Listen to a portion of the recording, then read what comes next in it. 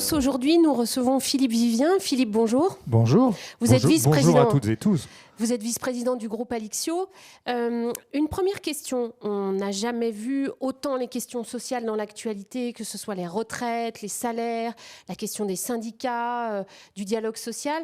Est-ce que vous pouvez nous faire un point sur l'agenda du dialogue social qui s'ouvre à nous pour cette année 2023 ? La première information, mais ça va être une évidence pour vous toutes et tous, c'est que l'agenda, il va être chargé.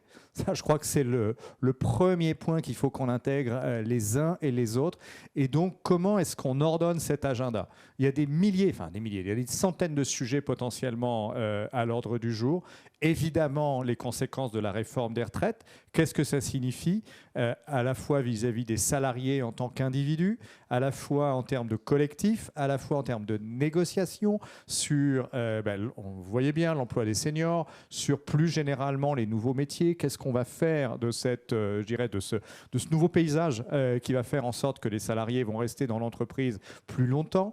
Un sujet qu'on n'a pas vraiment abordé en France depuis des années, qui est la pré-retraite progressive. Qu'est-ce qu'on veut en faire ? En quoi on la transforme en outil de gestion de la performance et pas seulement comme un outil défensif de gestion de l'emploi, comme ça a été le cas pendant de nombreuses années. Donc ça, c'est un premier paquet d'éléments de négociation.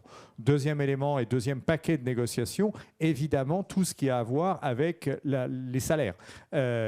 Clairement, l'an passé a été une année où le premier semestre était une année d'augmentation de l'inflation. Les salaires ont couru derrière. On est dans une situation cette année où on part d'un niveau haut, et la question c'est comment est-ce que l'inflation va atterrir en fin d'année. Donc qu'est-ce qu'on négocie, comment on le négocie, une fois, deux fois, clause de revoyure, pas clause de revoyure. Il y a vraiment des enjeux de stratégie de négociation.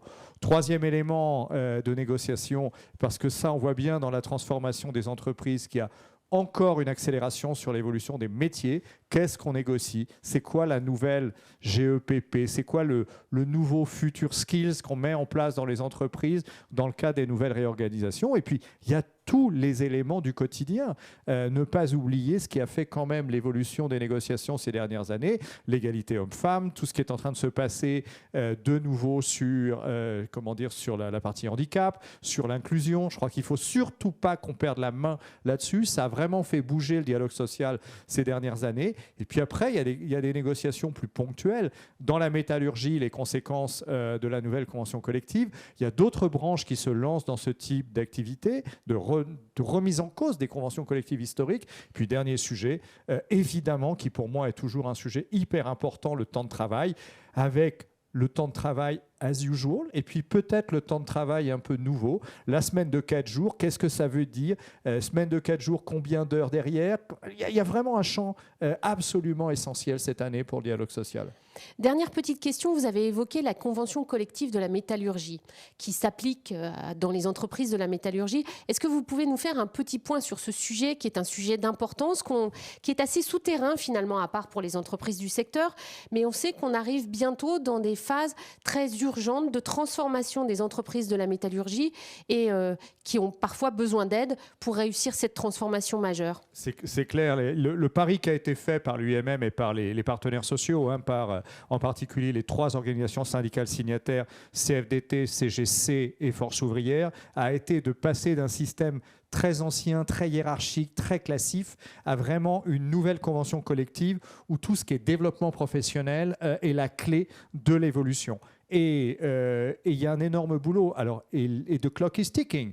Ça a démarré il y a maintenant un peu plus d'1 an. Mise en œuvre, mise en application 1er janvier 2024.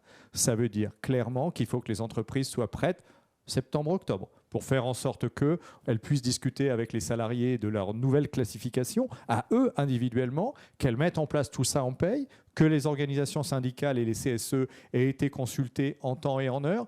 On est vraiment là, je ne vais pas dire dans le money time, ce serait un mauvais jeu de mots, mais on est vraiment dans un moment vraiment d'urgence sur le sujet. Merci beaucoup Philippe. Merci à vous, à bientôt.